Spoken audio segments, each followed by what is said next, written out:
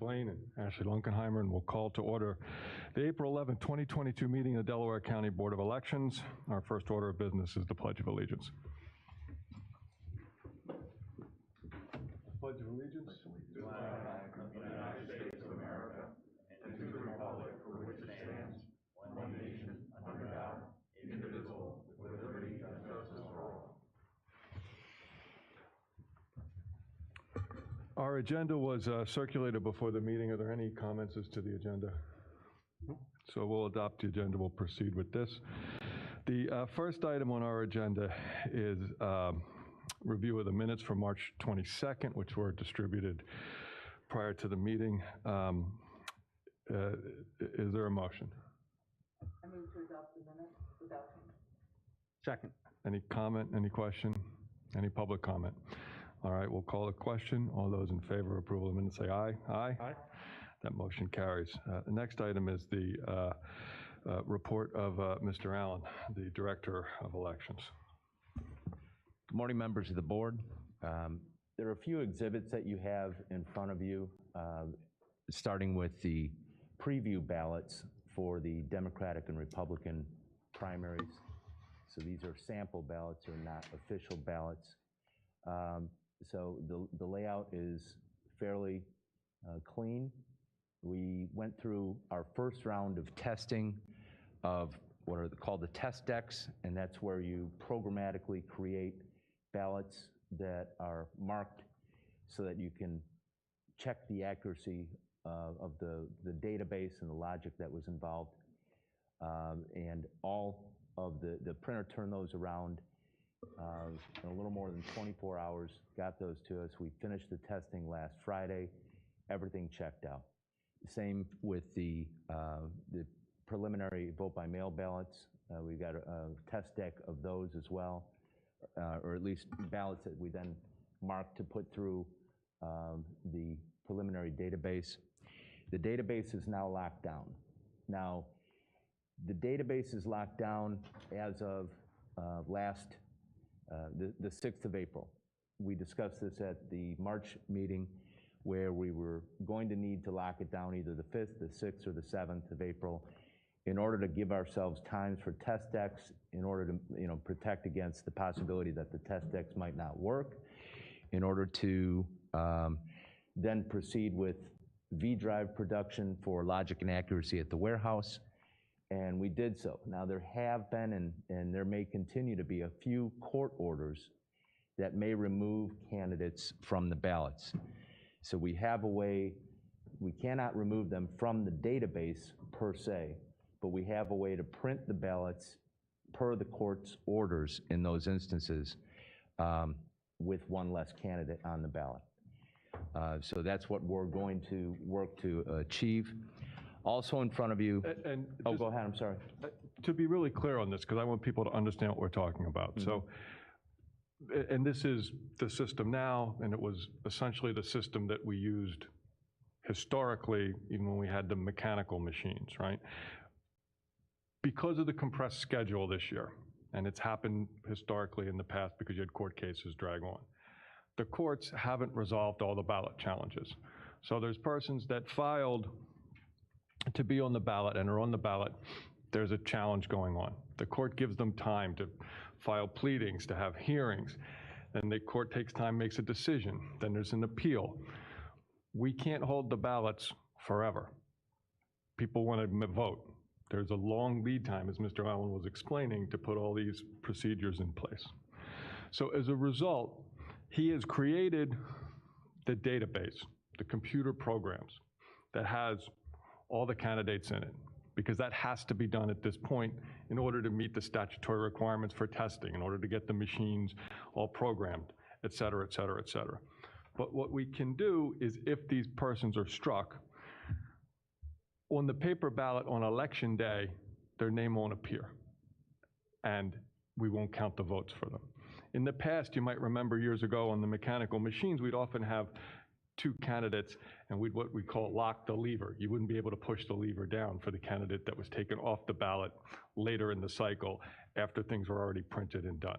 This is the modern day equivalent of that. Their name won't appear on the ballot. if their name appears on, for instance, the Uakava ballots or the other ballots that we have to mail out early, we just don't count the votes. Now, obviously, we'd like to have ballots that only have the candidates that are on the ballot, but it happens. It happens because this year we had a compressed schedule. It happens because courts don't always act in the fastest of ways, and things drag out, and people have rights to appeal, and they're able to have that. But under the time constraints of the system, to hold the election, to do the testing and the dates required by the code, we have to proceed this way, okay? All right, Mr. Allen. And to that point, this year's schedule was thrown 3 weeks behind because of the inability of leadership on both sides in Harrisburg to reach a decision on the maps. So that in turn prevented candidates from knowing where they could circulate petitions. It delayed petition filing. It delayed then the objections. So that's what really threw us for a curve this year. Also in front of you, other exhibits, we mentioned at the last meeting the redesign of the provisional ballots. Lorene Hagan of the Bureau worked with printers. You can see the before and the after. And the before had two places where the voter is required to sign, under Section 2 and under Section 4. But you really only notice the one under 4. The one under 2 is vastly different. It's just a slight notation, voter signature, whereas the other one has a big box and an X that the other location where the voter is required to sign does not have. The new one that we worked on with the printers includes both a box in both locations with a big X, and we got the printer to put in a 15% screen, like a gray screen, to actually accentuate it a little more. So they were limited in what they could do because this is a state-approved form, but they did yield to us on making these modifications. So this will benefit, we hope, voters across the Commonwealth. And reduce the number of disenfranchisements that might occur if people fail to sign one of those two blanks. Mr. Chair, I just want to thank Ms. Hagan. Thank you and everybody who worked on this. This is an important improvement, and it's been long in the works and long discussed, and it does look better. I think it is more clear what people should sign, so thank you. And of course, the training is going to be important too, and we're going to stress this again to judges to sign these in both places. Also before you, I didn't bring enough for you, Mr. Chairman, but the other two board members have. We have ample numbers of folders that we have created a ballot privacy sleeve. In the past, there was sometimes a piece of paper that the judges of election handed out with the ballot. But with this privacy sleeve, the voter will be able to place the ballot, all but the top end of the ballot, in the sleeve, walk up to the scanner, feed it, it'll rapidly pull it out of the ballot privacy sleeve, and their secret ballot will be protected, even the polling place. So we've had in the past where the machine operator is very close to it to monitor for a paper jam or a situation like that, or to instruct the voter. And sometimes there's the feeling that they're looking at the ballot. We want to give the voters one more item, one more tool. It's all the little things that really add up. No, and thank you. And this, as folks who have attended these meetings regularly for the last 2 or 3 years since we switched machines know we've addressed this issue or tried to address this issue and different people's concerns, and this certainly seems like the best solution so far. So hopefully it works satisfactorily.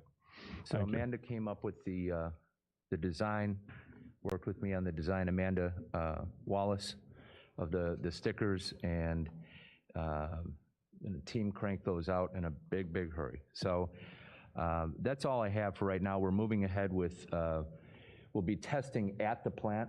Our next round of testing, when we're actually printing the election day ballots, we'll have a Delaware County ballot scanner on site with our employee, and we'll be testing a small number from each precinct to make sure that's an added layer that no other jurisdictions that I'm aware of in Pennsylvania do, but we do it.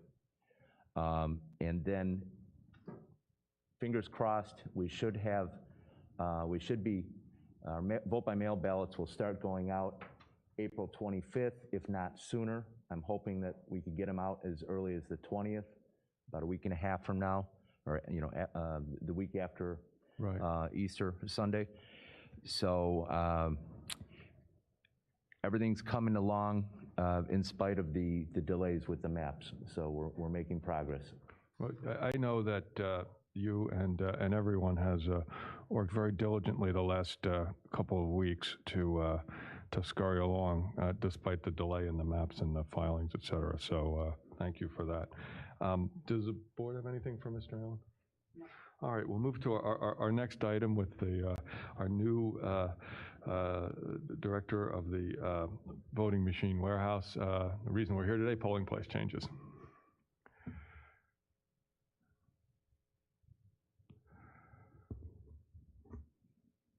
Morning. Good morning. Okay.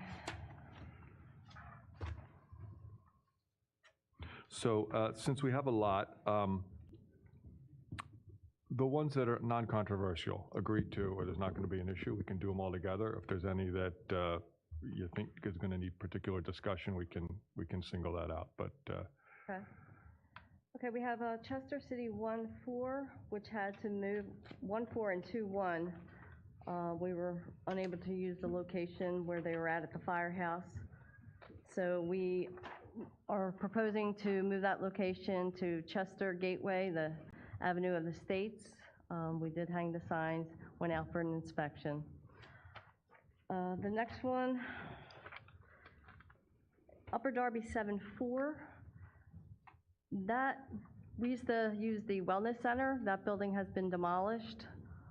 So we checked into using the Upper Darby Municipal Building on Garrett Road. That is currently under a remodeling.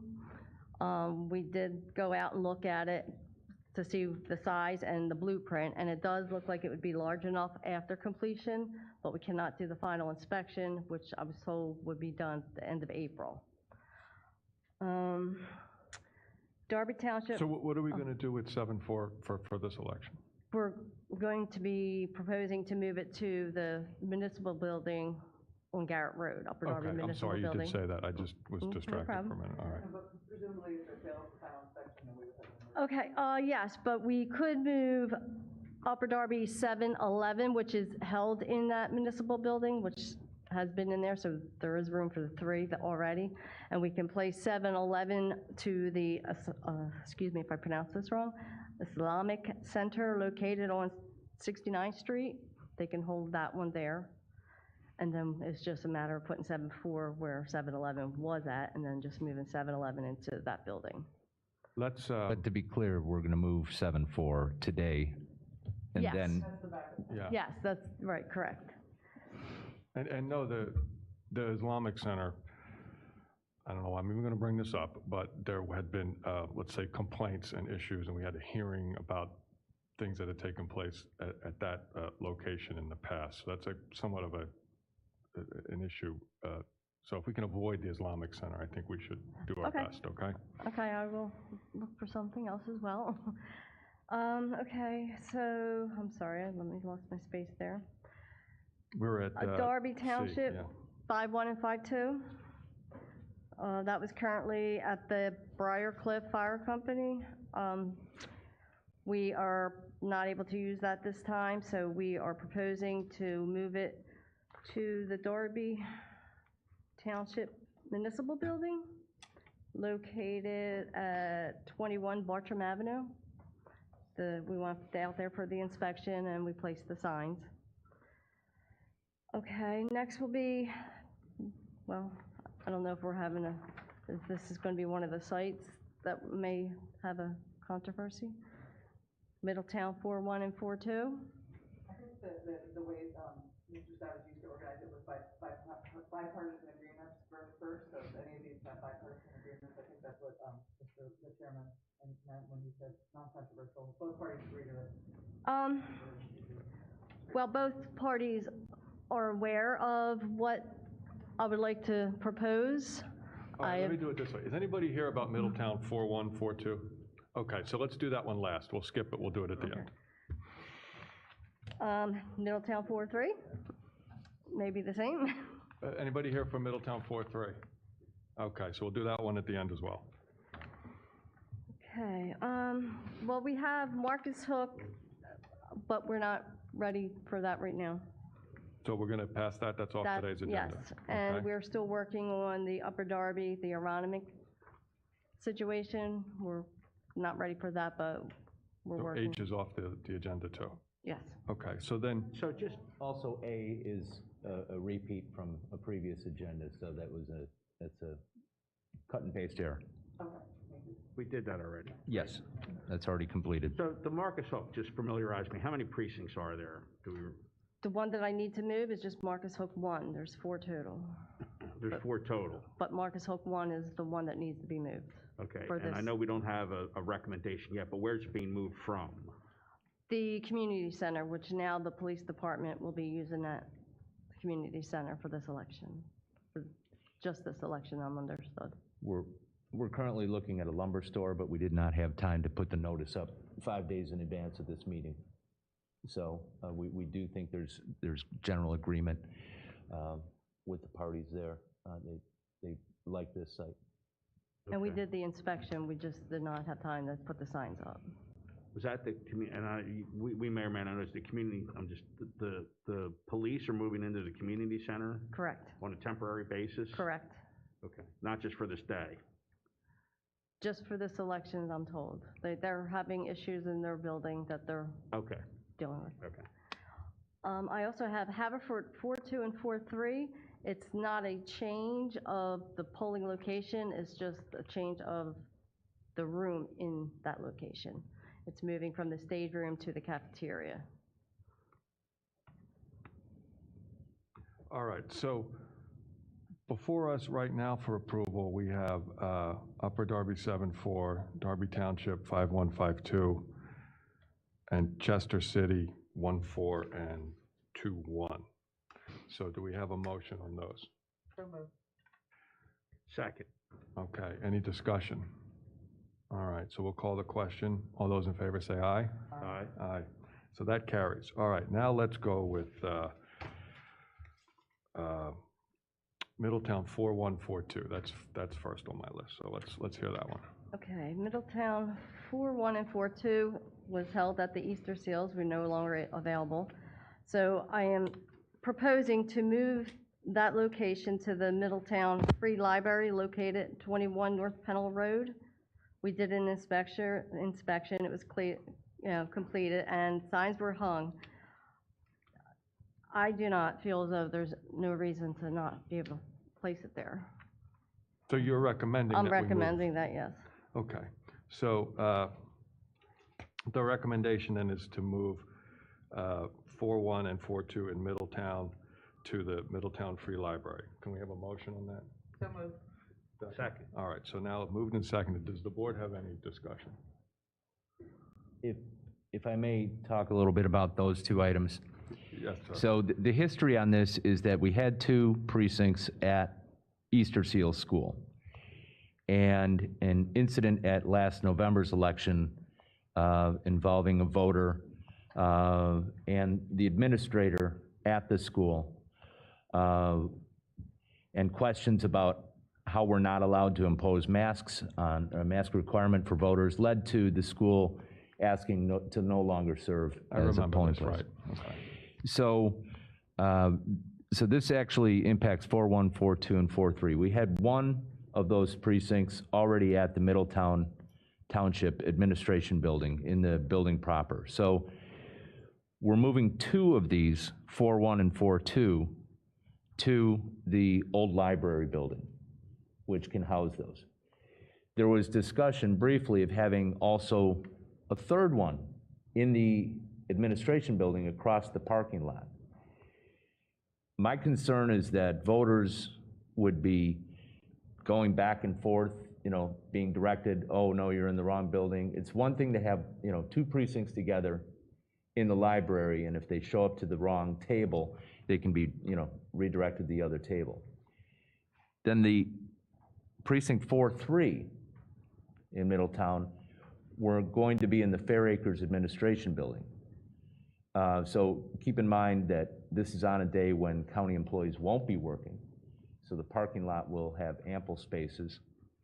And that is the precinct that contains Fair Acres. So if there are more independent residents who are able to get out and want to vote in person on Election Day, it makes sense to keep it there in Fair Acres, move it, it once was in the tower, but now we're gonna have it in the administration building, so that they don't have to go off campus to vote. So that's the logic behind having two. And the history on 4-3, it was in Fair Acres, and then it was moved from Fair Acres during the pandemic because Yes. the folks at Fair Acres didn't want traffic in there with the pandemic, et cetera. So it's essentially putting it back where it was, but it's just a different building on the same property. Correct. Okay. We didn't actually make a motion on 4-3 yet, but so let's just stick on 4-1 and 4-2. 4-1 and 4-2. Is there public comment on 4-1 and 4-2? Yes, sir.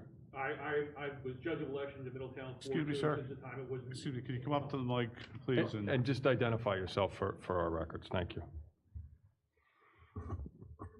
My name is Harry Postles. I live in Glen Mills. Yes, I sir. was a former judge of elections in Middletown 4-2 when it was in the Fair Acres building, so I can speak from experience. Right. I may have been a little misunderstood, but with regard to moving 4-1 and 4-2 to the library, there is no issue. Okay. Okay, but for additional information later on, I can comment on 4-3 where it is and what took place. Okay. So we'll handle 4-3 in a minute. Correct. Thank you, sir. Anybody on else want to be heard on 4-1, 4-2? All right. So I think there's not any objection to that. Do we have any further discussion? No. All right. So let's call the question on moving Middletown 4-1, 4-2 to the library. All those in favor say aye. Aye. Aye. Okay, that one is moved. So now we'll take up Middletown 4-3. Yes, ma'am. Well, as Mr. Jim Allen has said, the idea is to move 4-3 into Fair Acres where the residents do not have to leave their homes to go and vote. Okay. So I recommend that. And it meets all the statutory requirements. You've done the survey, et cetera, et Correct. cetera. Okay. So let's have a motion on that and we'll start the discussion. So moved. Okay. Does the board have any questions? I don't know if I have any questions, but I did have comment on it, and this is something Now, you want to hear the public? Or Yeah. What do you want to do, Joe? why don't we hear the public? Yeah, so anybody who wants to be heard on Middletown 4-3, you can perhaps help inform us. Good morning. My name's John Hosier. I live at 244 North Middletown Road. I've lived in Middletown 50-plus years. I've lived at my location for 30-plus years. I'm currently the committee man for 20-plus years at that location, so I'm very familiar with Fair Acres and Middletown Township. As far as residents voting at Fair Acres or Middletown Township, historically, all the votes have been done via absentee ballots. Since mail-in ballots have now been introduced, virtually no residents from that facility have come physically to vote prior to the COVID, and then also nobody has been driven over or come to the Middletown Township building. I think I had submitted, Mr. Dancy had submitted from a parking issue. Our other three districts within Middletown vote at one single location, being Indian Lane School, Roosevelt School, which is now a community center, and also Glenwood School. The parking is sufficient there. Middletown Township's already decided that they will close the office for a day and work from home, allowing the entire parking area to be available to both 4-1, 4-2, and 4-3. As far as the physical location of Fair Acres, the conference room is very small with a large conference table in there. We can't really social distance properly. With the township building, it's a very large area that we can social distance. We can bring them in one door. We can actually physically take them out another door. There's ramps at both the library and also the township building. It's Just want to make sure I cover all my avenues. You know, what happens if we do have another surge in the virus and masks are now required at the Fair Acres location? What are we going to do then? Move it again? We're already disturbing 2 of the 3 precincts in 4-3. Now we're going to move another one. Everybody's familiar with the township building now. The township building is actually closer in my precinct than Fair Acres. That's an outlying precinct. Does anybody have any questions for me, knowing Middletown and its precinct? I actually, I really like to put it where people want it, right? Because you're there and you deal with this all the time. And I also know the history of Fair Acres, and I think you're probably accurate in that the vast majority, if not almost everyone, is going to vote absentee or by mail.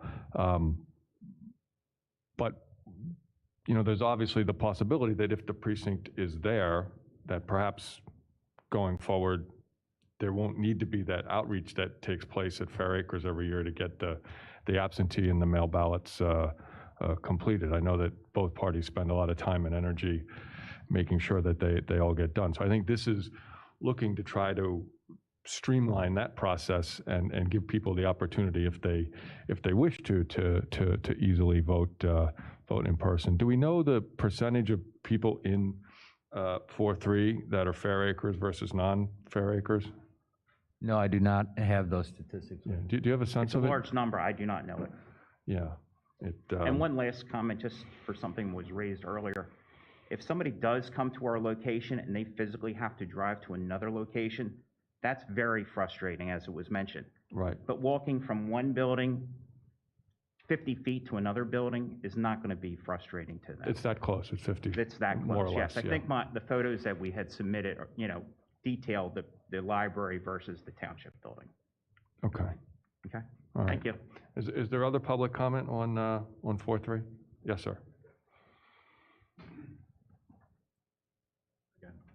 Harry Postles, 5 Richard Lane, Glen Mills. I'm going to give you the historical perspective of Fair Acres because I was a judge of elections during the time period when you had the old green mechanical machines. Right. Okay? It was a nightmare trying to do all the absentees. We had virtually nobody come down and vote physically. So if you're looking to eliminate that as a possibility, I'm talking 25, 30 years ago is when I did it there. Nobody came down. And I will support what John said. You're only 50 feet across between the library and the township building, and having people drive up to Fair Acres or drive to the township building to be redirected to Fair Acres is going to cause more problem and more concern than it's going to solve. Thank you. Is there anybody else wishes to be heard on this? Mr. Chairman, Board, Tom Danzy, Middletown Township. Good morning. Welcome back, Mr. Danzy. First, I really want to thank Mr. Allen he's put a lot of work in one precinct. He really has. He's called me numerous times trying to work something out. And I told Mr. Allen, I think on Friday, it's like, this isn't a hill we need to die on, was my terms. But my concern is, we've been struggling, I think like a lot of communities, filling these boards. Nobody wants to do it. It's a thankless job, and I don't have to tell you guys that.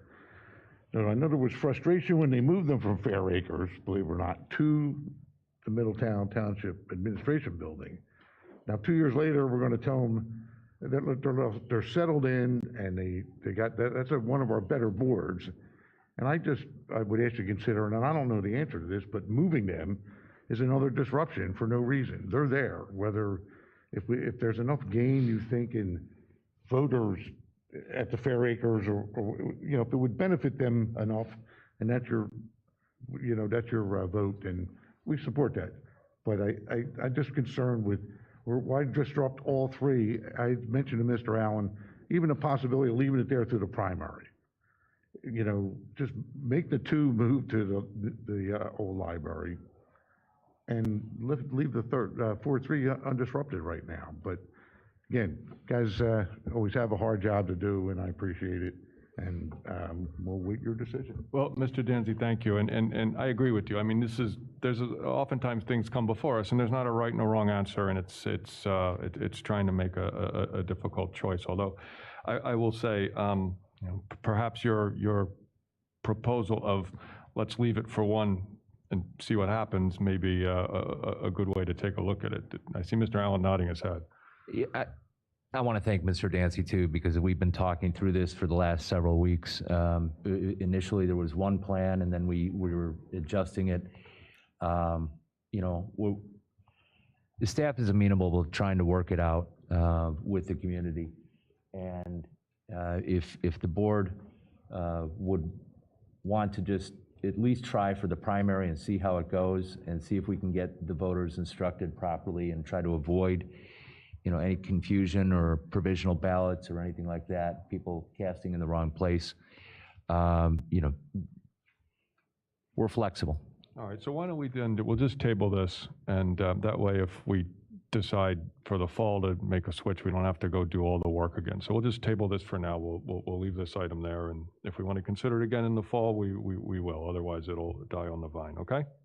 Mr. Chairman, I agree with the recommendation to table it, but I did want to add a couple of comments for the thought process moving forward. I was not familiar with the history of where the polling places were. I certainly was familiar, though, with the process at Fair Acres as a public nursing home to collect the absentee ballots, and now the mail-in ballots is done on a bipartisan basis where representatives of each party go, and that was my understanding that virtually all the residents cast their votes in that manner. When I first heard of it, I did have and I did hear from the constituents in Middletown, I did have a concern because, number one, even though Fair Acres administration may be closed that day, Fair Acres obviously continues to operate. So nurses, LPNs, you know, all the healthcare people, all the maintenance people, all those folks are still there. And obviously we're hopefully, you know, done mostly with the pandemic, but it seemed to me, you know, better caution, you know, why bring hundreds of people onto the campus of Fair Acres, you know, when we still have the concern. And then for the convenience of the residents that do vote there, again, I don't know what the current protocol is at the guardhouse at Fair Acres, but typically you were required to show an ID. I mean, you had to go through security at the guardhouse in order to gain entrance to Fair Acres, which would require showing an ID, which in and of itself is controversial when it comes to the voting processes. So again, I realize that sometimes that's not strictly enforced, but I think that was still the protocol. And then the idea of just introducing hundreds of people onto the Fair Acres campus, I know they you know, do a great job of trying to, you know, affect all the security measures, you know, keeping it tight, especially in the time of pandemic, but not have people sort of wandering around the campus that are unrelated to the residents that are there. So that was my thought process, was that it seemed to be, you know, it's a laudable goal to make sure that, hey, if there's Fair Acres residents that want to come down, should we make it easier for them? But all things considered, my thought process was to leave the polling place where it is. But I would support the idea of tabling it to see how it goes, you know, this primary election. I'm in support too, and I think that Mr. Danzy and Mr. Allen are having a productive dialogue. That's sort of the goal of reaching perhaps a bipartisan type agreement. He's not a partisan in this case, but still working through all the things that have been said. Makes sense to me to table it for this election, and then let's revisit it at the next election. All right, Thank you. so motion to table. So moved. So moved. Moved and seconded. Oh, sorry. All those in favor, aye. Aye. All right, Aye. so we'll table that. So I think we've done the list. Thank you. And when people are here complaining that there was no parking at the June meeting, I'll remember this day. I hope I don't have to. No, I think there should be ample parking. Again, my chief concern was not having people, you know, going to the wrong building, Understand. following each other into the wrong building, so. Well, we'll see how this works. All right, next item is the personnel matter, Mr. Allen.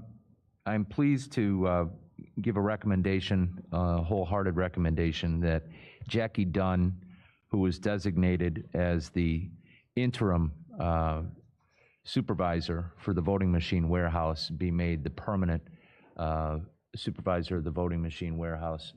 Jackie has a long number of years of serving the county in community services, and actually, you know, not to embarrass her, but she took a cut during the pandemic to come over and work with us. Has been a dedicated, reliable leader at the warehouse since her arrival. On occasions when her predecessor was unable to serve, either because of physical issues, she stepped in, and we never missed a beat.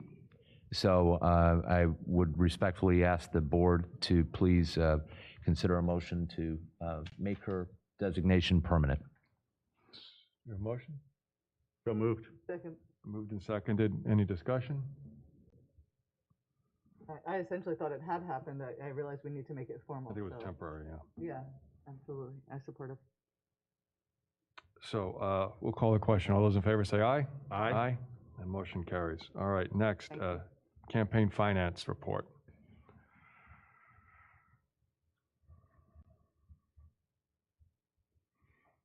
Good morning. Good morning. So our list is going down. Is it because we've had meetings in quick succession, or is it because people are complying better? They're actually complying better. Terrific. So Yeah. it's working. Yes, great. So we have one petition to waive campaign finance fees from citizens to elect Vivian Ford. She was late on one report of cycle 7, and it's her first time actually late, filing late. Motion? So moved. Second? Moved and Okay. seconded. All those in favor say aye. Aye. Okay. And originally I had 2 recommendations to suspend, but I only actually have one. Pennsylvania Against Socialism. We have had no contact with them since March 18, 2019. I've attempted several times to contact them. They had an ending cash balance on their account of $480, and they currently owe a late fee of $250. And the state of Pennsylvania also has that they last filed with them in 2018. So I do recommend them for suspension. Motion? So moved. Second? All those in favor say aye. Aye. Aye. Aye. Okay.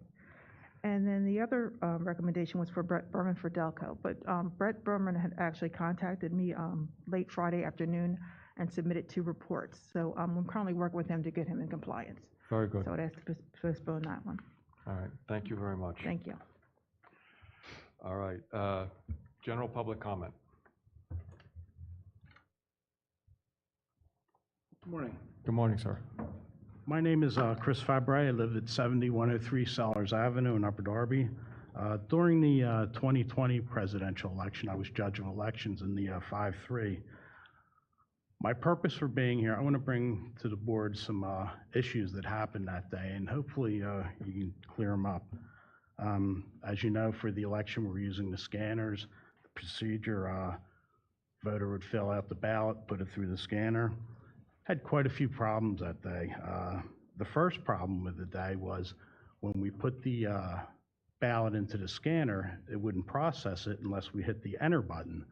So I called the county. They said, just proceed as you were. So it was sort of an interruption for the machine operator. They had to hit the enter button for each vote.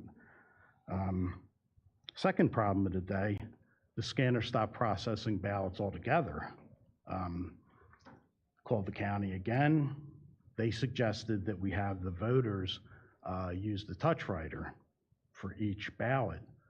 So we tried that, it worked. Problem was, we had a line at the touch writer that, and the other problem was, and he's addressed the problem as far as voter privacy, but you have people at the touch writer, you have people behind them, so they didn't really have a lot of secrecy at that, or privacy at that point. By using the touch writer, it did work going through the scanner. Towards the end of the, well, not towards the end of the day, but during the day when we opened another box of ballots and we tried it again with the voters filling out the ballot, that worked. So there seemed like there was a discrepancy in the boxes of ballots where one wouldn't work by filling it out, and the other box did work. That's above my pay grade, so I don't, it worked. So we did that for the rest of the day. And my point is, I've did previous elections, everything ran smoothly. This was kind of embarrassing. I had a new board, no experience. I had to sort of train them on the job, and they were frustrated. Now, my final point At the end of the night, the procedure for shutdown was to push the blue button on the back of the machine. Push the blue button, nothing happened. Held it down, waited, couldn't get it to work. So I called the county for the third time. They sent 3 techs out and the deputy sheriff. They could not get the machine to shut down and produce results. So I asked them what I should do. They said, okay, take the V drive out of the machine, put the machine into the cart, and the deputy witnessed me sealing it. And I took the V drive and whatever materials I could gather out to Rose Street Park, waited in the line. That was a long line. That's another issue. And the folks there were mainly concerned about the V drive, which was in its proper place. They found that. It's not me. And that was taken care of. I guess my final point is myself or my board at the 5-3 never certified that election because we were never able to produce paper results from that machine.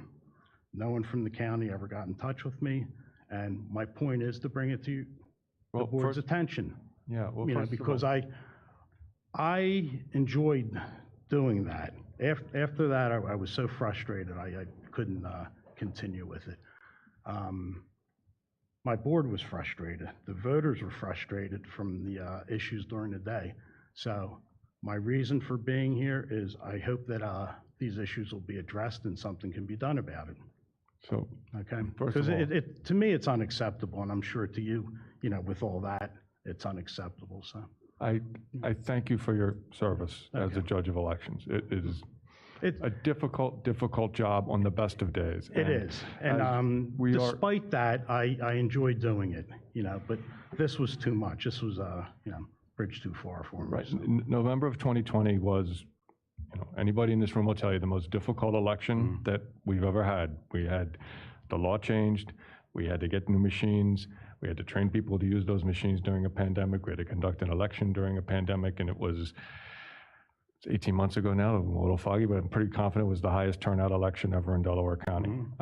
So it was a very, very difficult day. So I do, number one, thank you for your service. My second question is, how come you come here 18 months later? I'm sure, yeah. Have you reported this before? Did you Yes, take any efforts? and I just couldn't get an answer, you know. Uh-huh.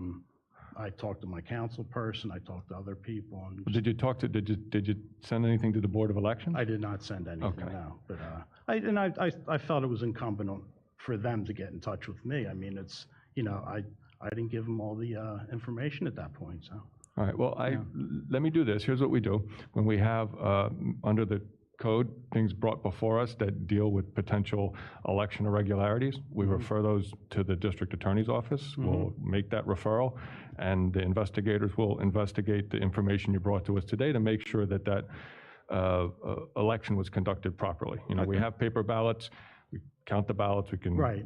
see what happened, but, you know, the time to contest that election has long passed. But in the yeah. event that there was irregularity, we'll have it investigated and we'll get back to you. But Sounds I good. thank you for coming here today, and I also thank you for your service. Mr. Allen?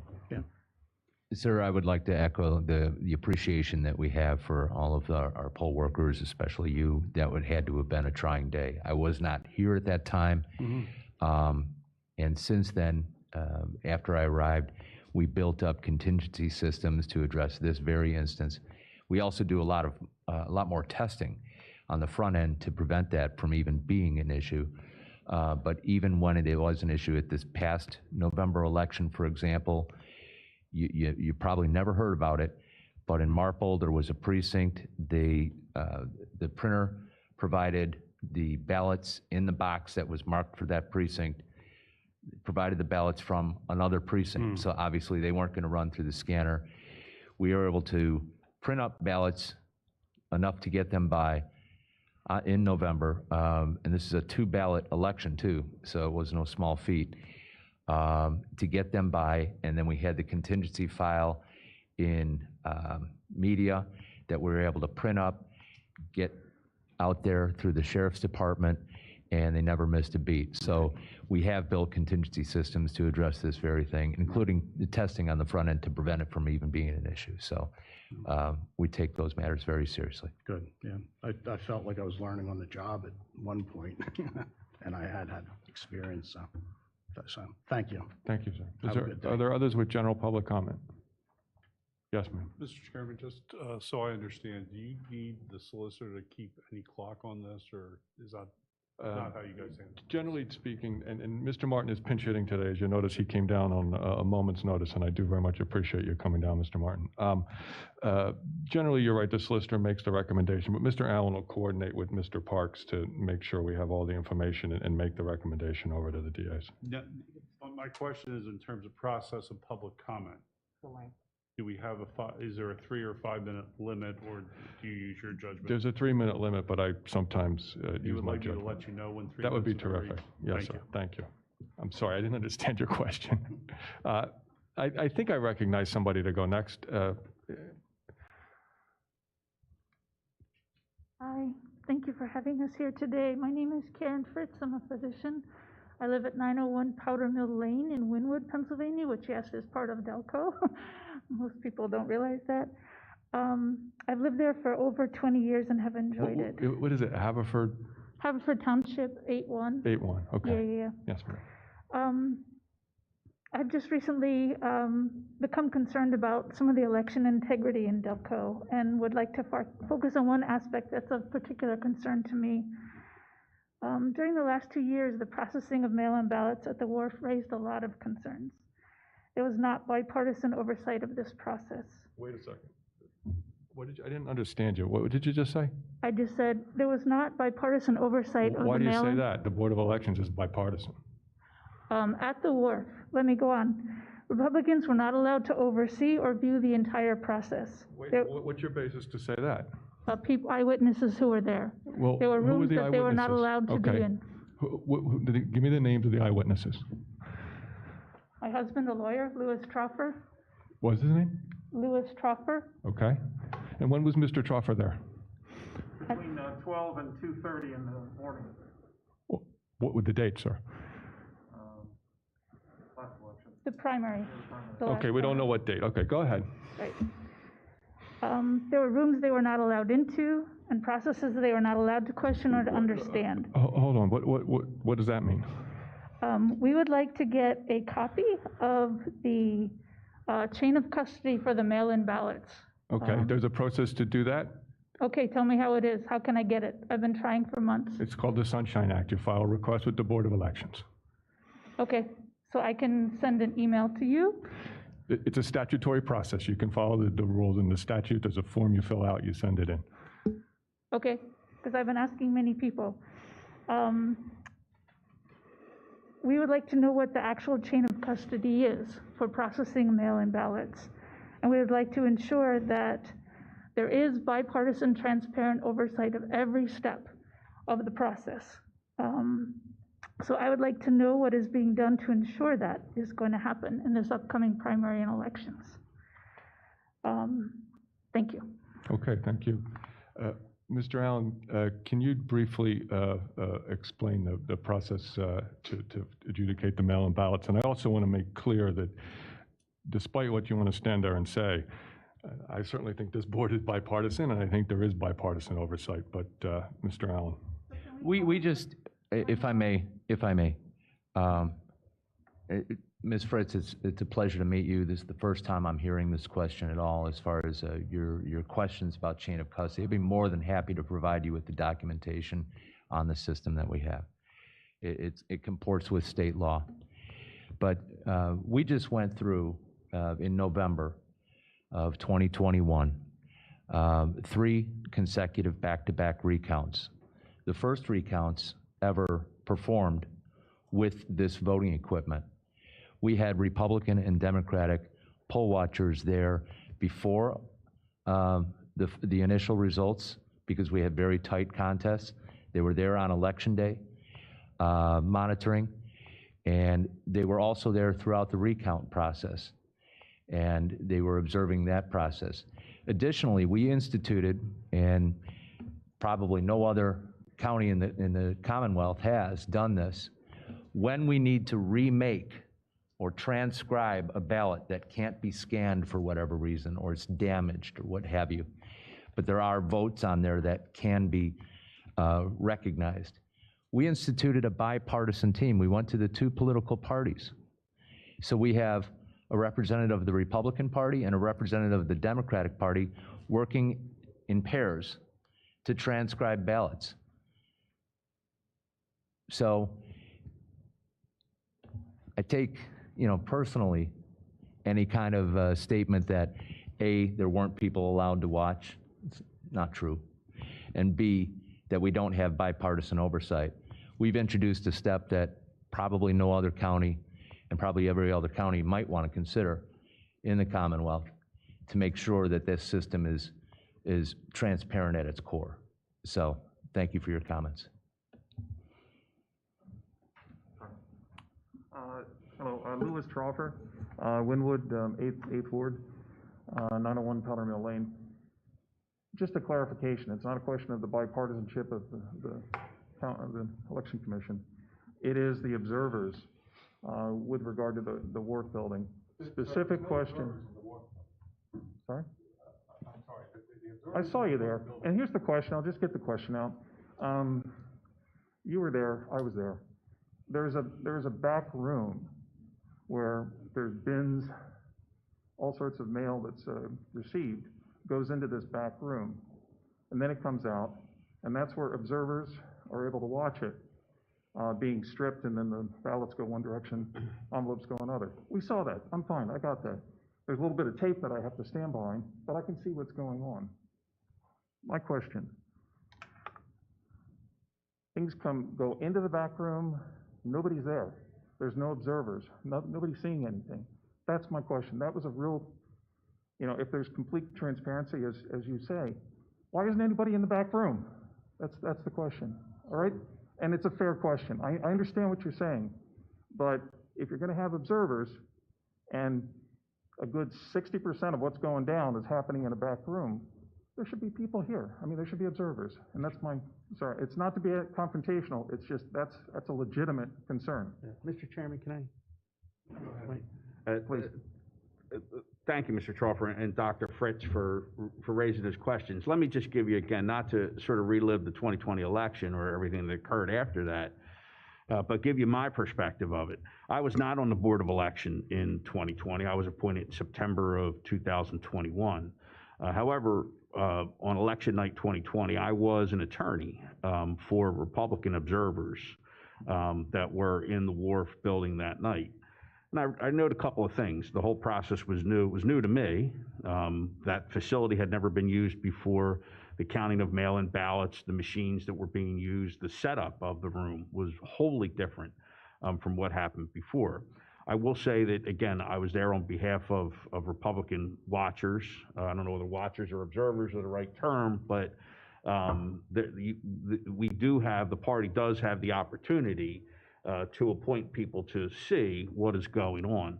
I was not satisfied that initial evening about the ability of watchers from either party to see what was going on. And the next day, I filed a petition with the court. We had a hearing the next day. Mr. Lawrence was there, Mr. Martin was there, and we reached an agreement that satisfied me as the attorney on behalf of the Republican Party of Delaware County to be able to position watchers or observers in different parts of the room at the Wharf. Another back room? Another agreement that we received on the record that night was that no processing of ballots would occur in what we've called the back room, that I've called the back room, that everything needed to be done in front of the public in the front part. So we implemented that that next morning as the counting occurred. And I will say that from that point on, the county was cooperative with me as the attorney for the Republican Party in doing that. And we, by agreement, have preserved that process since that time in terms of having watchers or observers positioned in different places. I also will say that due to the requirement to use computers that were hooked up to the state SURE system, which is the voter registration system, in order to look up certain ballots or look up certain registrations that either there were problems with or objections were raised to, some of those ballots had to be processed in that back room at the SURE computers. And by agreement with the county at the time, we had observers who were in the back room, able to sit there and watch those ballots being processed or looked up on the SURE computers. I think that occurred just that one time, and that since that it's been remedied, and again, everything occurs in the front room at this point in time. I will say that the order that we were able to obtain was the most expansive in Pennsylvania in terms of what you were able to go in and watch. It was more expansive than the order in Philadelphia. And the Board of Elections since that time, and I would certainly continue to advocate that we should continue to have that process where watchers or observers are able to be stationed in different places throughout the front room where activity is occurring. We have been flexible, and as long as I'm on the Board of Election, I'll continue to advocate that we be flexible, that if you've watched over a period of several days, there's different activities that occur that require different parts of the room. So to me, it was important that wherever the action was, so to speak, we want to make sure that people had the ability to see what was going on. And I believe that the county has been flexible, thus far in, doing that. Mr. Allen referenced the idea when they do what they call the reconciliation for ballots that can't be run through the scanners because of some defect or problem with the barcode or whatever it is. And I think it was with Mr. Martin, I was able to work out that we have one Republican and one Democrat sit on the end of the table and watch as those, ballots get processed. So I would agree with you that initially I was not satisfied with the setup. Again, I will say that it was the first time that process had ever been used, and it was the first time that room had ever been used. So it needed improvement, and we worked together to do that, and we have continued to do that since that time. If you're a watcher at the wharf for the counting of the mail-in ballots, and there's and somebody identifies a deficiency in what you think the watchers need to do, I would encourage you to raise that to any of the members of the Board of Election or to the solicitor staff in order to remedy that.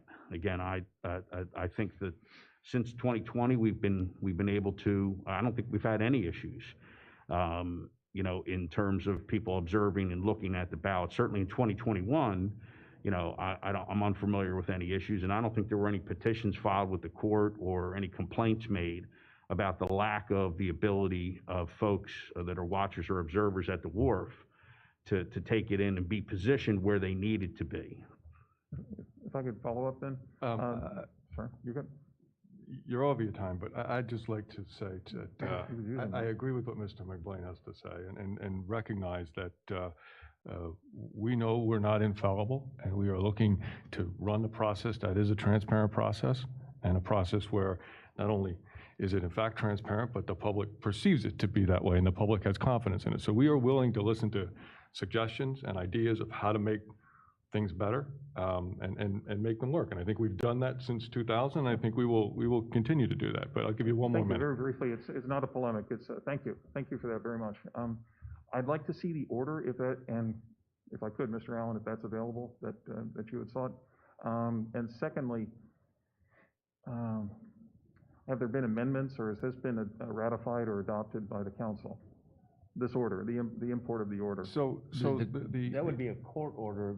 It's a court order of the Court of Common Pleas. It's a public document, and I think you could probably find it quickly on the internet as we can get it to you. And secondly, we have, I think the order was actually by stipulation. I think we agreed to everything in the order before it was even entered. So we've continued to simple. There's nothing new apart from the order. That's what I'm getting at. There's nothing new out there with regard to the back room, or is that just something? You keep saying the back room. I'm sorry? You keep using the term back room. That's the area where the applications are processed. So for Yes. the simple fact that, Yeah, sorry. I'm back. so when you're voting in person and there's personal identifying information, and there's a watcher there, they don't have the right to go through the individual's voter registration record and, date of birth and copy down their signature or something. And likewise, the Shure system in that room adjacent to the counting room is where we have access to the computer system that has dates of birth, PennDOT numbers, social security numbers, and signatures and, voter history. That operation is not privy to poll watchers in person or with the vote by mail. So I hope you understand the distinction. There are no envelopes that are opened or processed. There's no, not the outer envelope, not the secrecy envelope. That's all done in the main area that the poll watchers are able to observe. So, the date stamping, everything, of the, running it through the Blue Crest, that all happens in the area that's accessible to the poll watchers. I think that's my time, but thank you. Yeah, thanks. Is there other general public comment? Yes, sir.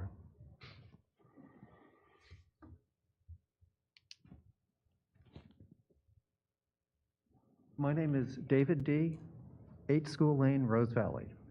Welcome, sir. I'd like to first commend the staff of the Election Bureau because I was a poll watcher on Election Day in November 2020, and then I spent 3 days, long days, at the wharf as a canvassing observer.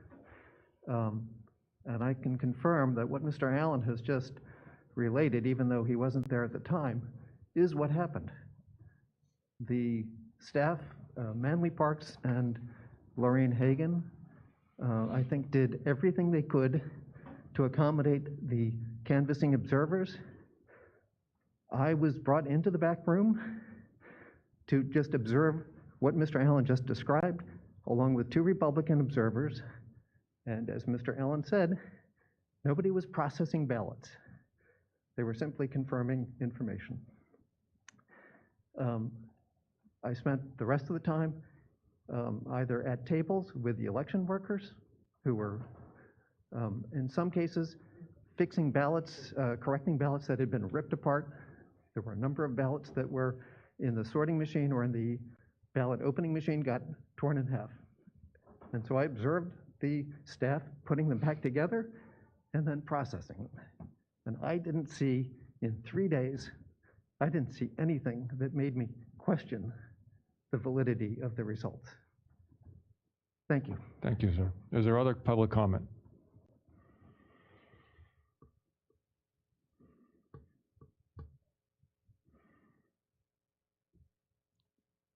Hello. Good morning.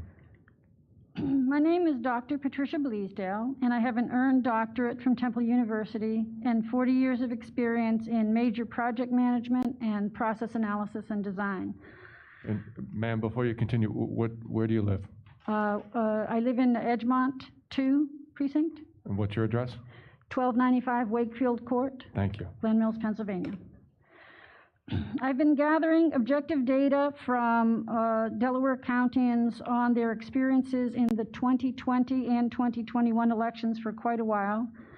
And as a scientist, I am somewhat perturbed that it appears that there was a lack of rigor control. I'm sure you understand that reliability and repeatability are key if we're to perform a process correctly. And I'm actually now considering publishing a postgraduate research paper on my results. That could be helpful to us to see what people think. How did you gather the data? Say it again? How did you gather the data? The multiple methods, survey, individual interview, multiple methods. And do you still have these materials? Sure. And if we were to ask you for them, perhaps we could learn something from Well, them. actually, what I'd like to do is be able to look at your processes and interview you. That would be, that would be the correct culmination, as opposed to simply releasing data from a report that has yet to be completed. So your report isn't complete yet? No. Okay. What I have found is that many... Well, wait, I thought you just said it wasn't complete. It's not completed. But you have findings, even though you haven't completed your work. I have data which I have collected. But you have findings? You just said you have findings, I but do then you not. said your report isn't complete. That's what I don't understand. Do you want to argue research? Ma'am, I'm not arguing, I'm asking you a question. You said to me, you're not complete, and then you told me you had findings. So What you I have said findings even is though your that- work isn't No, complete. what I said is I am finding that. I am finding a lack of rigor in the processes. Okay?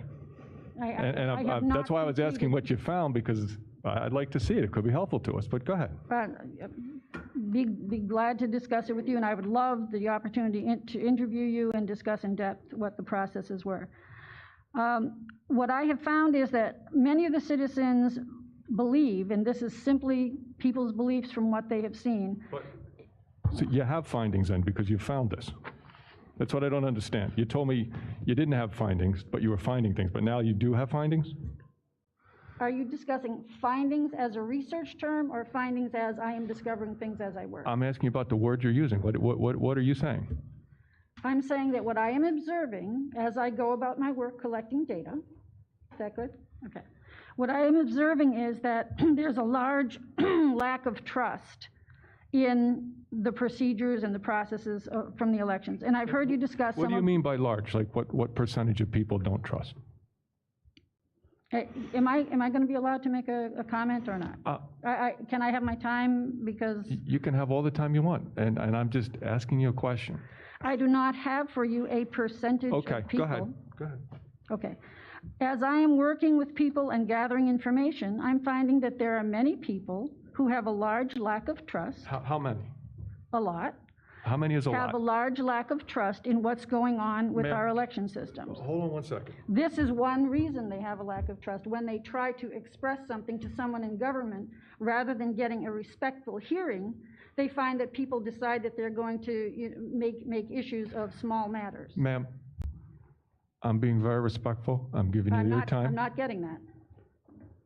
I've asked you 3 or 4 times. You said many people, and I've asked you how many, and you refused to tell me. You appear to be asking me to comment on a finished research paper. I have told you I am in the process of gathering data. That's not what I'm saying now. My question now is, you've said 3 times in words of substance, many people have told me, and I've asked you, Many. what percentage of the people you've spoken to? I don't How know what many? you And you mean by refuse to what answer. percentage of what? Ma'am, What percentage ma'am, of Delaware respect goes 2 Countyans? ways. Respect goes 2 ways. When I'm talking, you can't talk over me, okay? Now, I've asked you multiple times, this many people that you refer to quantify that, and you refuse to, correct? I'm attempting to discuss with you things that I'm seeing in the environment. But I have a simple You don't appear question. to want to hear it. You do not want to hear it. I want to hear every word you have to say, but I have a simple question for you. Yes. When you come in here and you say, many people in Delaware County don't have faith in the system. In substance, that's what you said. Mm-hmm. And I've asked you 3, 4, 5 times now, maybe, Mm-hmm. how many, either as a percentage or in a raw number, and you refuse to provide that information. Would you like It's difficult for me to have a perspective. A general number of the people Ma'am, I've are you going to talked talk over me? Apparently, I am not going to be allowed to make my public statement. Ma'am, you're going to be able to make your statement, but I have a simple question. Simple question I want you to answer. When you come in here and say, many people, Mm-hmm. how many? And you see, you can't answer it by your No, silence. if I give you a number, is that good? Because it's going to be a general number. I don't keep track every minute. You don't keep track of your data, but go ahead. More than 600 people. Okay. Thank you. What I'm finding is that many people in Delaware County do not have trust in their elections, and they do not have trust in their election officials. Part of that is because they do not feel listened to. When they attempt to describe something that's going on, they are interrupted. That's one of the problems that I'm finding. One of the things that I would suggest, based on my professional background as a systems person and a process person, is that you provide online a detailed process model of all components of your election system. And I mean from registration, through preparation, through the actual election, through the completion of election. I have actually found this in some states. I have found extremely detailed process models, so a citizen can look at this and say, huh, these guys know what they're talking about. I would suggest that you do something like that. Something I would suggest you do not do is combine precincts in one location, because that is a recipe for not being able to reconcile once the ballots get commingled. In addition, you mentioned that you are coming up with detailed testing, especially of machines. I would suggest that you make the testing of machines on video and allow citizen participation in it, because otherwise citizens don't really feel that those things got done in the back room. So I think it's very important that you become much more transparent than you have been, and I suggest that you really need to develop a great deal more methodological rigor in writing your processes and procedures, and I very much would love to see what you have for processes and procedures, and I believe that the citizens are entitled to it. Thank you. All right, before you go, I have a couple more questions. Yeah. The 600 persons, do you have their identifying information, their names, addresses? I'm not prepared to discuss with you the details of my research until it's done. I'm not asking that. Do you have the names, yes or no? I'm not prepared to discuss my research with you So unless you it's don't want to done. tell me whether or not That's you actually right. have the names? That's right. Okay. Yeah, the essence of a research study is that it maintain objective reliability. You have to be careful with all your information. The information does not get, in fact, the information in many cases, you keep that hidden from people who are actually participating in things like surveys, because all of those can bias their responses and the way that they perform the research. So here's my concern. I have a statutory duty, if I believe that there's people that have information about election irregularity, to refer that for investigation. So that's why I asked those questions. Now, as to the testing process, it's a statutory process. It allows for the parties to have observers at certain points in the process. Where's the of information the on that? testing. How do we find that out so that we can participate? It's in the election code. Oh, it's, okay, the election code. Yes, Okay, there are no processes and procedures which dictate how you do it, how you get in touch with people, how you advertise that, how you put it out to the public.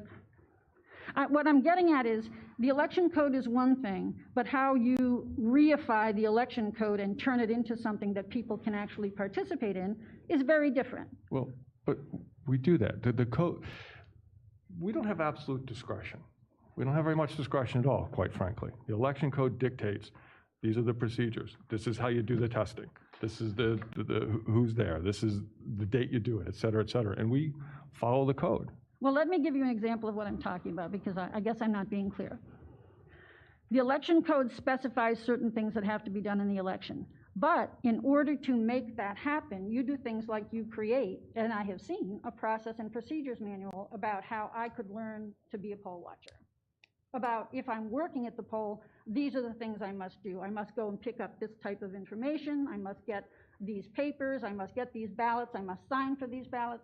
What I'm looking at is that kind of information in a detailed enough fashion that you can reclaim the people's trust in you. Because right now, you don't have it. That's a very general statement, and I will stand on it. Okay, I don't necessarily agree we don't have I know the people's trust. I think there's certainly some people that think this isn't a bipartisan system. There's some people that have questions about it. We're here, we're at these The meetings. bipartisan we're issue, here. I'm not sure Ma'am, why that's you such talk a about big issue. respect, and I'm I don't speaking care and you're about trying to speak over me. You don't We are care about looking at respect either, because you're going to election speak over me. integrity. I don't care about bipartisan. You can Chairman, tell you're me well over you the 3 are- minutes. You can proceed at your You are discretion. Republican, you're a Democrat, that's not the issue. We are looking at election integrity. Okay, Please okay. understand that. I hear what you're saying. Mr. Allen will talk about the testing, and thank you, and your time has expired. So I want to address a couple of points. The first was the suggestion that ballots can be commingled. I'm not aware of that having happened in any of our multiple precinct locations. The scanners are programmed to only accept ballots from the precinct that scanner is designated for. So if someone were to walk across the gymnasium with a ballot from Darby 3-1, you know, and approach the wrong scanner, it's not going to accept it. So, and then at the end of the day, the poll workers follow the chain of custody procedures. They open up the scanner and pull out the ballot box. They seal that. And then they also capture the V drive. There's a hard drive on there. There's an image of every ballot that was cast. Again, we went through 3 recounts, a statewide one, and then two at the municipal level, one in Upper Chi and one in Eddystone, was separated by 3 votes. The Eddystone contest was separated by 3 votes. We went through the recount, and it was separated by 3 votes still. So the system does have a number of safeguards. We have the ability to go through and determine the voter's intent when it's not clear. For example, if someone were to not fill in the boxes, but they circled the names across the ballot, you can capture the image. The image is singled out for not having any votes on that ballot, and we can determine the voter's intent on a screen in front of the poll watchers in a very transparent way. Now, as far as the logic and accuracy testing goes, poll watchers are allowed to observe that process.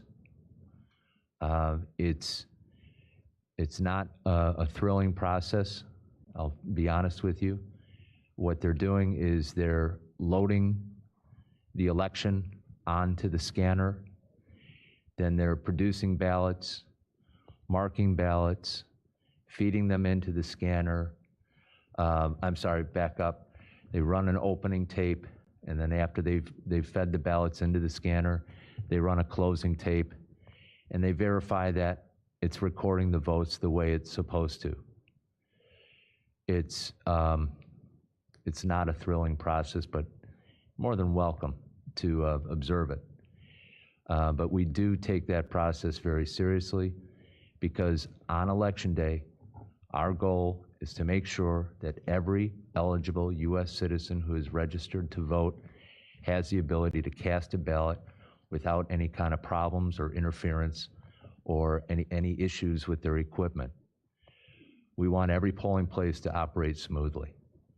So if you want to apply for credentials, please approach me after the meeting. We'd be more than happy to work that out with you. Is there other public comment? Yes, ma'am.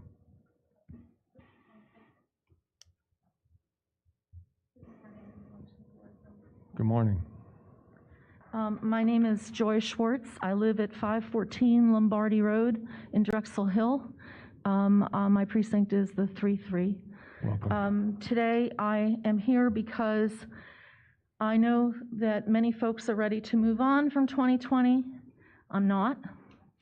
I would like to echo some of the previous sentiments that were expressed here regarding the 2020 election, but I have another issue as well, and that is the things that I have seen on videotape released by a whistleblower that have come out as evidence in the lawsuit of Moten, Hoops, and Stenstrom versus Bukvar et al., which apparently includes around 40 or so Delaware County officials that participated in the 2020 November election.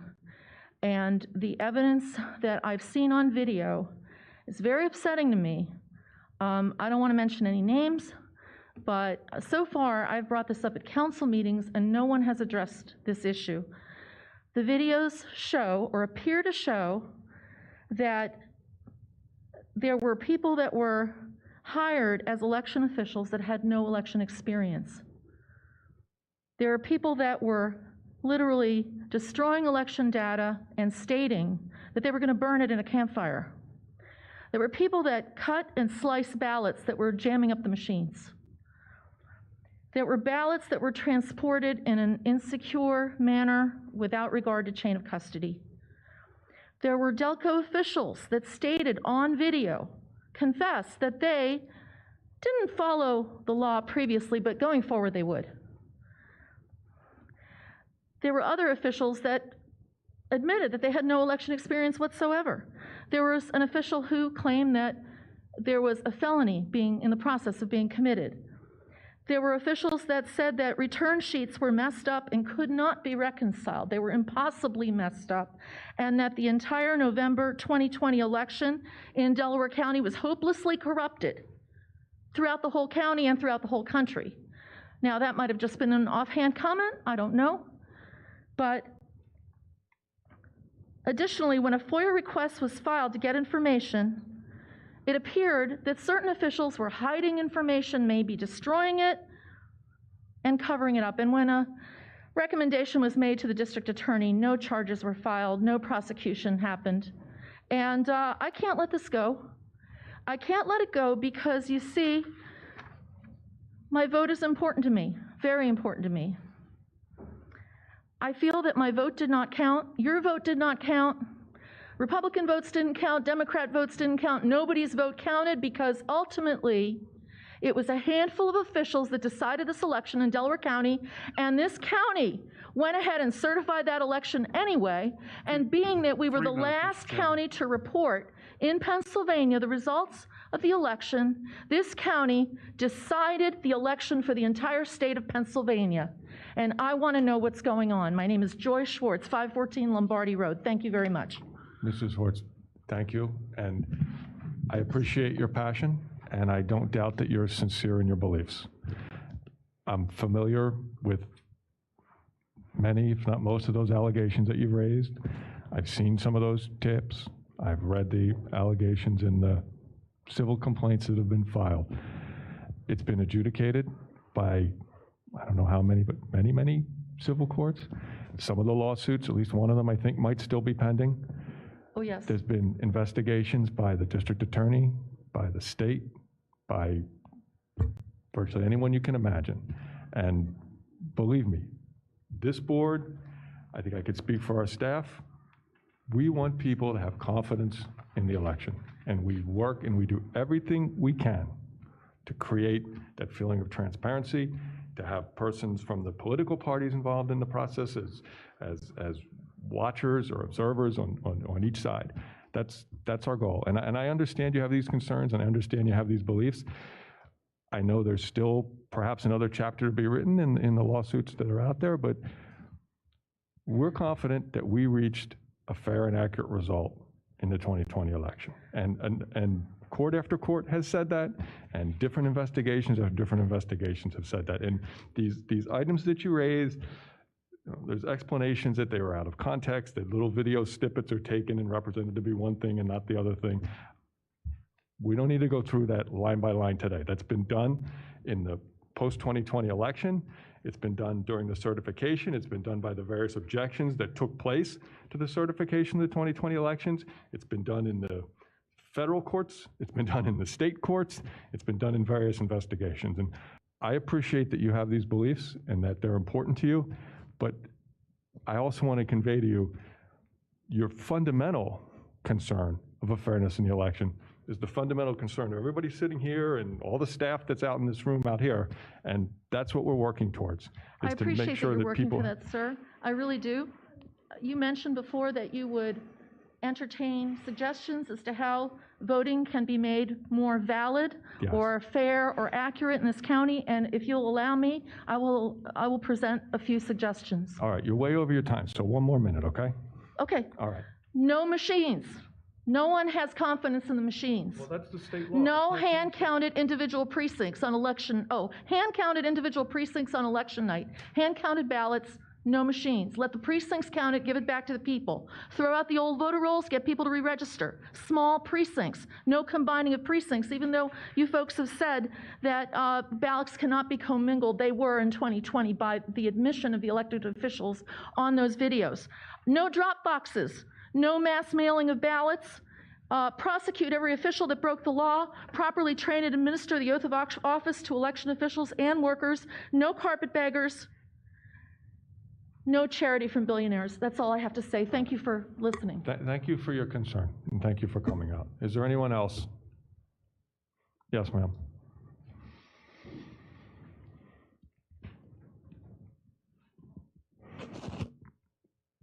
My name is Colleen Guiney. I live at 337 Dickinson Avenue in Swarthmore, and I am just here to say thank you to all of you on the board. I want to say thank you to every member of the staff who's here, who's been working so hard. And I want to say thank you to every poll worker in Delaware County for doing the best they can to run a clean, fair election in the number of years that I've been involved, which is over 20. And I understand that one of the things that is now plaguing our nation is a tremendous effort of promoting disinformation. And I am saddened by that. It's been going on for generations, but it's becoming more and more prominent. So for anyone who has questions about the election process, I encourage you all to continue to listen to these meetings. I want to commend our entire board for all of the work that all of you have been doing for decades as well to support our government. And government requires the involvement of citizens during elections, not just after elections to try to point fingers. So I just want to say that as we move forward, I welcome everyone to be involved in the election process. We need poll workers, we need poll watchers, and I just again want to say thank you to all the folks who have spent so much time building and creating an organizational structure that I believe has integrity and depth and it's a thankless job for so many. And I know it's easy to criticize, it's easy to throw stones, it's a lot harder to build a foundation and create a structure. And I know that you have worked to do that. And I learn every year something new. And I understand that the statutes are challenging sometimes when the legislature makes a change and says, okay, now we're gonna do this. You guys have to implement that. And from the deepest part of my heart, I would just want to say thank you to the people that have had those 15-hour days as judges of election, and those of you who work here who have many, many hours of days that are longer than that trying to administer this. So that's just my comment, and again, thank you very much. Yes, ma'am, thank you. Is there other public comment? All right, seeing none. I don't know that we have our next meeting date set other than our regular monthly meeting. April 26th. Which will be April 26th. So, Tuesday, April 26th. I would like to say in closing two things. Mrs. Guiney had it right. Our staff is really, really very hardworking and dedicated, and they have continued to do so, especially again this spring. It seems that every election lately is a challenge after a challenge, and the shortening of the petitioning period and the subsequent processes to get ready for the election has indeed been a challenge, but our personnel has worked very hard to overcome that. And the second thing is regarding the public comment. We do welcome the public comment, and we do listen to it, and those of you who have observed these meetings over the last couple of years will see oftentimes changes are made because things are raised in public comment, and our minds are changed because of things in public comment. But you can't make things up. You can't come in here and say that there's no observation allowed at the testing when statutory required, and there is. So if you want to make public comment and you have strong opinions, you disagree with us, we're going to listen to them. But if they're untruthful and they aren't consistent with what the law is, and they aren't consistent with what we do, we're going to point that out to you. All right? So again, thank you, everyone. And without further ado, I think we're adjourned. Oh, I wanted to turn the paper over. We have a voter registration commission meeting. So we will call to order the April 11th meeting of Voter Registration Committee. Is there anything for us to consider, Ms. Winterbottom? Morning. No, I do not have any updates at this time. Very good. Thank you. Thank you. Does anybody have any comment? No. Any public comment on voter registration? All right, we are adjourned. Thank you, Ash.